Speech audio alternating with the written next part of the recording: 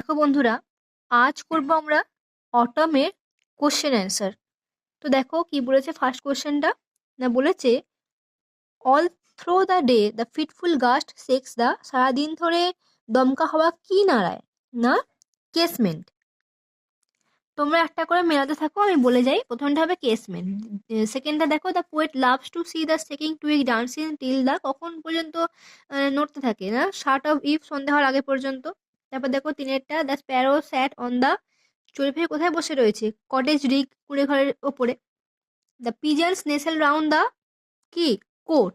তারপর দেখো তারপরেরটা the cock was ক্রোয়িং upon the dung hill. তারপরেরটা the grunting pigs, option C scramble and hurry, মানে শব্দ করে তাড়াতাড়ি দৌড়ে গিয়েছিল। এবার দেখো অ্যাক্টিভিটি 2 এরটা question answer. What happens to the leaves of the mossy elm tree in autumn? Autumn মানে অটম কালে আর কি, শ্যাওলা ধরা এলম গাছের পাতাগুলো কি হয়? তো দেখো আমি লিখেছি আমার মতো করে।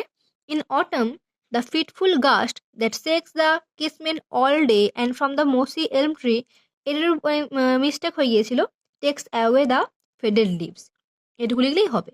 তারপর দেখো দ্বিতীয়টা, what are the things the poet loves to see on November days? November মাসের দিনগুলোতে কবির কি দেখতে ভালো লাগে? The poet loves to see the on dull November days the cottage smoke curling upward through the naked trees, the cocks crowing upon the dunghill, the pigeons nestle in their coat, and the mill sails moving on the heath. না কি পছন্দ করে? না গোবরের স্তূপের উপর দিয়ে মোরগরা ডাকছে সেটা পছন্দ করে। না যে গাছের পাতাহীন নেই, পাতাবিহীন গাছের উপর দিয়ে যখন কুণ্ডুলি পাকিয়ে ধোঁয়াগুলো উড়ে যায় সেটা দেখতে পছন্দ করে।